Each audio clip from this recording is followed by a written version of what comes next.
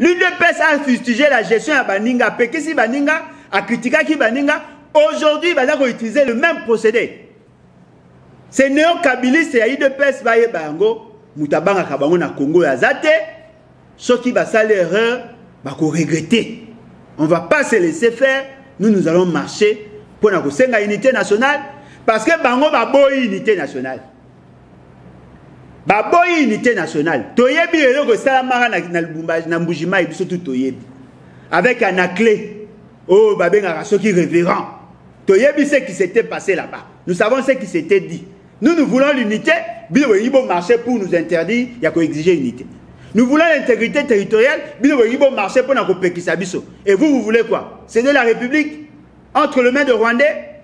Nous disons non. Toko marcher, il y a un autre qui réitérer. Appelle Nabiso à tous les Congolais d'ici et d'ailleurs, les 14 Oyo, na Congo, na Libanda Congo, to manifester, to loba, to boyi, ko céder une partie à terre Nabiso. Minembwe n'est pas à vendre.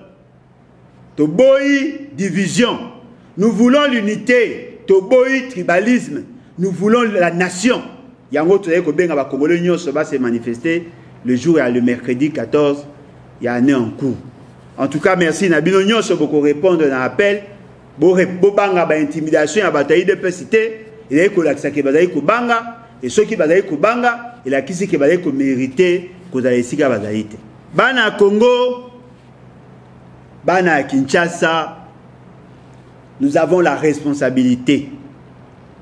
L'élo, il y a qu'à redéfinir notre état, notre manière de vivre, afin d'espérer espérer un lendemain meilleur. Les changements en réalité ne se décrètent pas. Les changements c'est un processus. Les changements c'est un combat. Et qu'on exige de cette discipline au-delà de ce que nous faisons. Tout à la uni, biso nyonso, to coaliser, to conjuguer ba effort ensemble, to mutualiser ba point fort na biso afin que toi arriver, il y a qu'à imposer ces changements là. Marche où tu as organisé le 14 octobre 2020, ils allaient marche où ils allaient inaugurer une nouvelle ère politique. Ils allaient marche où comme Mabiso n'a changement autant souhaité par tout le monde. Yango Tokoyip Sanabino Boya, tout Sangana, derrière Mokulu Tunabiso Martin Fayulu, pour qu'ensemble, Naba Congolais Nyonso, tout le non à tribalisme, tout le non n'a qu'à céder, n'a qu'à vendre les territoires congolais, tout le oui n'a changement, tout le oui n'a unité. Merci beaucoup.